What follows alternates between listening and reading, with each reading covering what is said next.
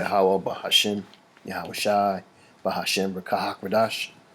Shalom and salutations and double honors to the men of Great Millstone, from the elder apostles to the bishops, to the elders, to the evangelists, to the prophets, to the teachers that I learned this 100% true from. Shalom Barakatham.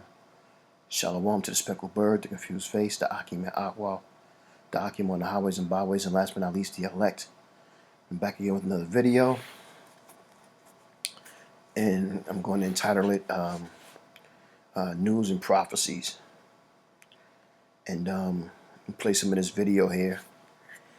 Let me give you a couple of scriptures that I got lined up, and I'll be edified with it. So let's take a listen.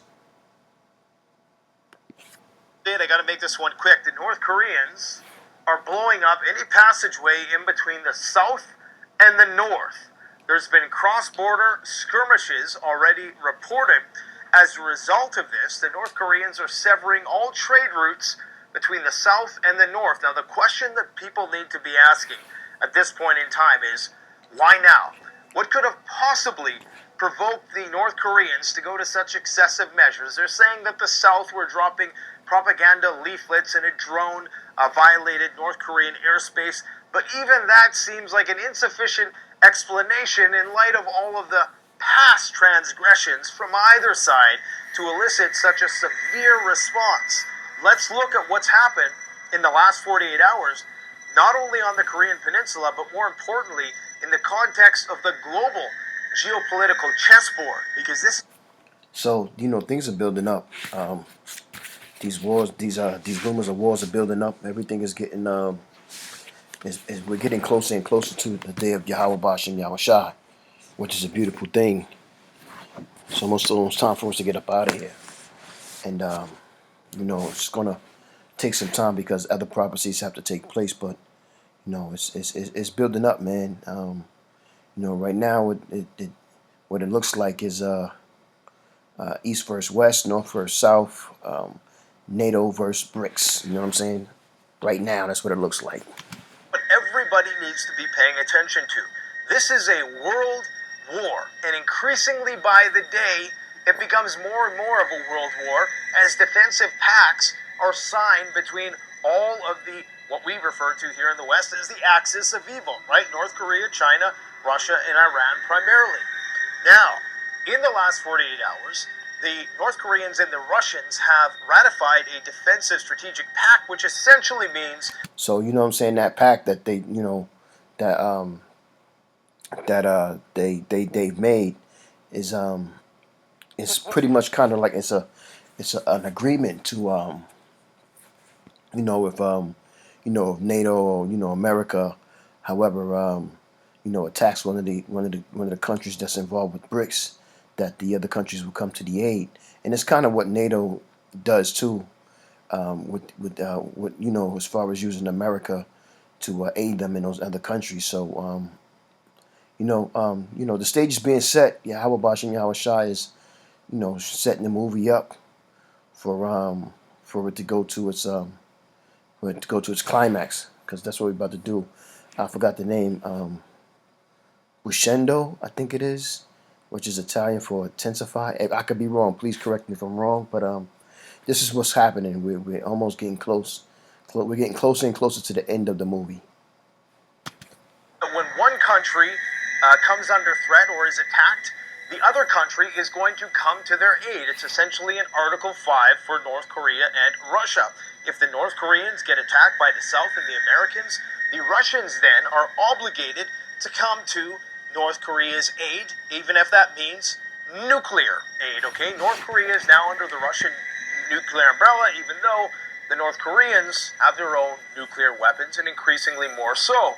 The North Koreans, in the last 48 hours, in addition to blowing up these roadways, conveniently right around the same time that this defensive pact was finally officially ratified, also state, and this is according to KCNA, which is the North Korean state-run news agency, they claim that 1.4 million students have volunteered to enlist in the military.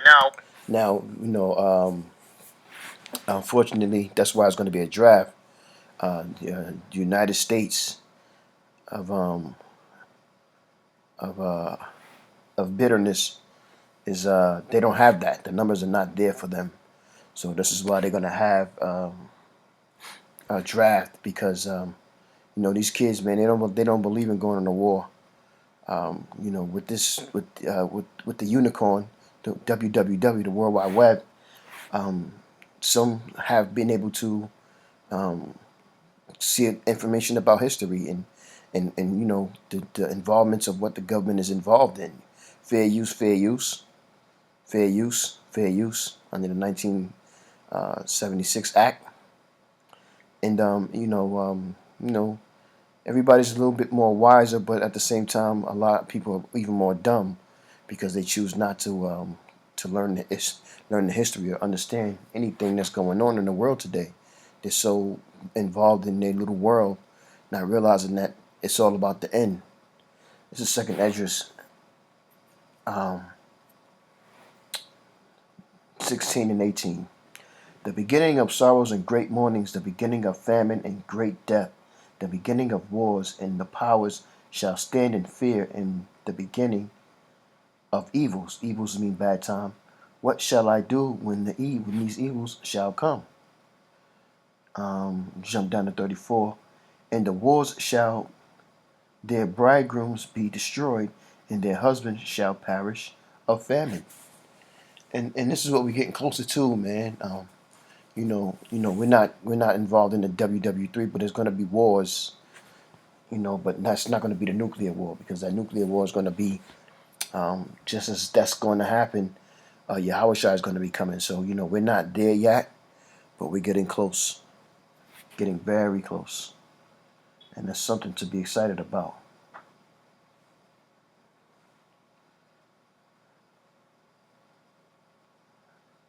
Let's listen to some more.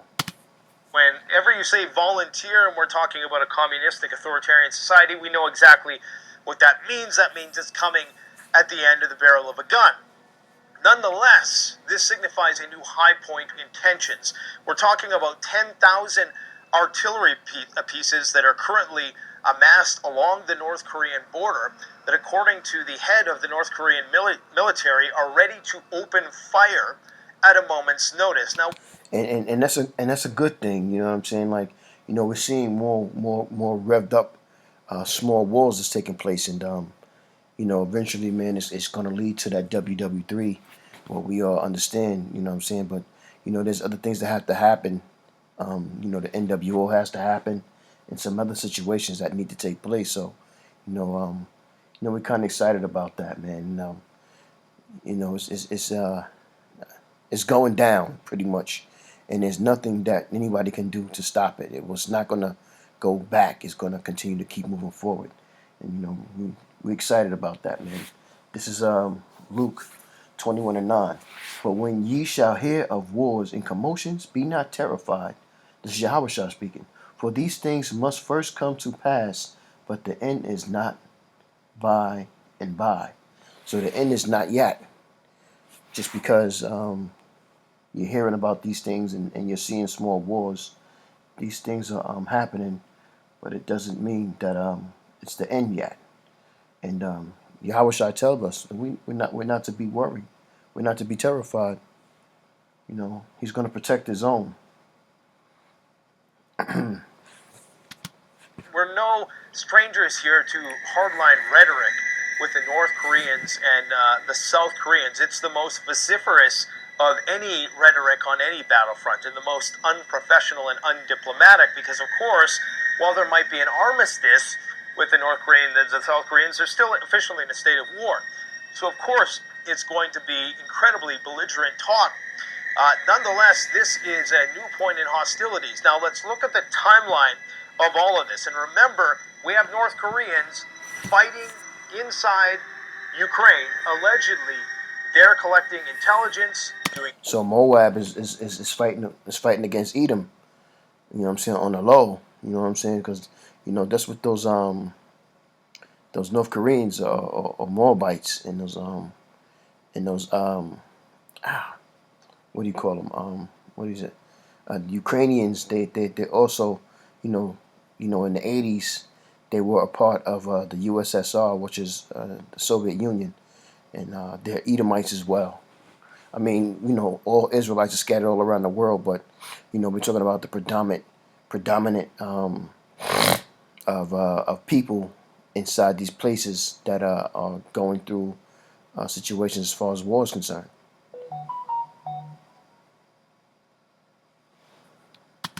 Training, building military structures, and they're even saying they're building a dedicated brigade of 3,000 soldiers, 3,000 North Korean soldiers to fight on the front lines. Check it out, Jeremiah 49:20. Therefore hear the counsel of Yahweh that he have taken against Edom, and his purposes that he have proposed against the inhabitants of Teman. Teman, Teman are Edomites. They are what today they call the Germans. Surely the least of the flock shall draw them out. Who's the least of the flock? The least of the flock is is those is those people out over there in the promised land who claim to be the chosen people. You know what I'm saying? Surely he shall make their inhabitants desolate with them.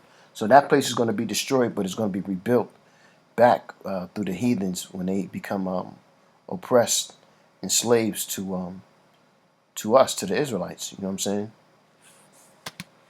Inside Ukraine. So this is a real deal strategic defensive pact, and we're about to see one of these things signed with Iran, because now you have Iranian Shahed drones and North Korean soldiers fighting in Europe. Okay, everything is starting to come together. Now at the same time, you have China conducting one of the biggest exercises. Yeah, Moab is definitely in the mix too, man. Moab is not playing. Um, and we're getting to the time too. We come into the time of where NATO is going to turn on the U.S. bitterness, and along with the other all the other enemy states or enemy countries, it's going to turn on Babylon, and they all going to be gunning for Babylon. We're getting closer to that. This is Revelation 17:16. And the 10 horns which thou sawest upon the beast, these shall hate the whore. The whore is Babylon, and she shall make her desolate and naked, and shall eat her flesh and burn her with fire. So that burn with fire is what? Those nuclear warheads. Everybody's going to be shooting their nuclear missiles at Babylon, because Babylon has destroyed everybody with her doctrine. She has made everybody a so-called democracy, and if you don't understand, democracy is another form of form of slavery. You know what I'm saying? They just try to duke you and mix it up as if it's something that's righteous, but it's just a form of slavery. Is the biggest, bar none, exercise that simulates a blockade of Taiwan, okay, on the same day when this shit's going down with North Korea. Now let's look at the timeline of events. We were so close to nuclear Armageddon. We were literally one storm shadow hitting Moscow away from a nuclear exchange in Europe. You remember that? Just a month ago. And we're still on the precipice of that, because the jury is still out as to whether or not they're going to authorize it. Some people are saying they won't. I think they will when the time is right. Right now, Poland is starting to become more belligerent in the conversation in the Eastern European war theater. What we've seen abruptly happen, a new chapter break, right when we were at the high point of hostilities in Europe, and everybody was worried about, well, everybody who pays attention to these things was worried about Putin or the West pushing the nuclear button. What happened? Iran, just out of the blue, launches their salvo of 200 ballistic missiles. Okay, now all attention is taken away from Europe. There's nobody. NAFO is crying right now because nobody is paying attention to those guys. All of a sudden, all of the attention right now is focused on Israel. When is Israel going to do their retaliation for Iran, which, as I've previously discussed, they really don't need to. They won the pissing contest already. They decapitated Hezbollah. They assassinated damn near everybody. They bombarded Lebanon. and they're about to put Lebanon into the Stone Age like they did Gaza, they don't need to attack Iran. But even though Iran is down with Russia and China, and China like to consider themselves another superpower, and also with Russia, we know through the scriptures that the Lord is going to destroy Edomites and put them in slavery, and Russia's a part of Russia is they're also Edomites as well, even though they follow a different way than the USA Edomites. They still in general Edomites, and the Lord's going to destroy them too. When people forget too, He's also going to destroy. He's going to destroy Moab. This is Ezekiel 25:11, because they think that they're going to survive, and no, the Lord's going to destroy them too, man. This is Ezekiel 25:11. And I will execute judgments upon Moab, and they shall know that I am Yahweh. So Moab is going to get it too, man. Nobody's going to be exempt except the elect of Israel. That's it. But everybody else, man, they gonna feel it. And like the scripture says, you're gonna know that this is the Lord, the God of Israel, which his name is Yahweh, and his son name is Yahweh Shai. Revelation 20:8, and it reads, and shall go out to deceive the nations.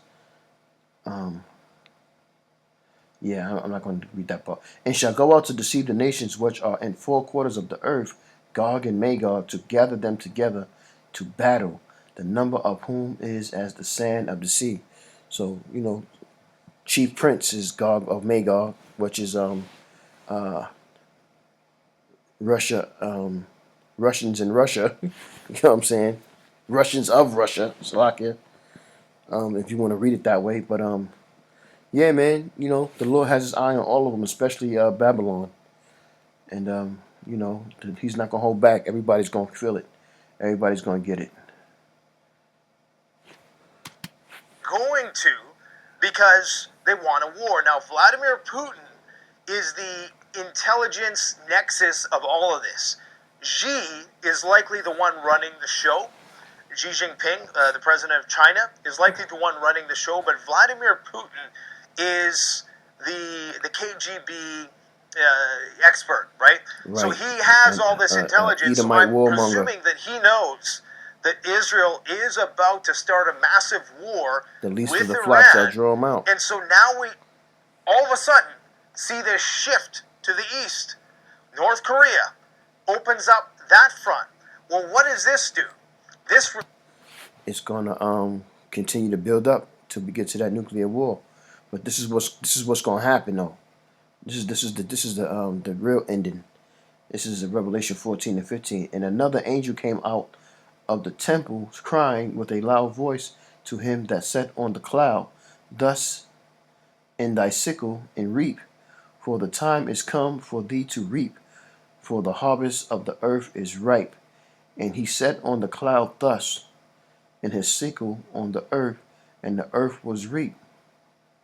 And another angel came out of the temple which was in heaven, he also having a sharp sickle.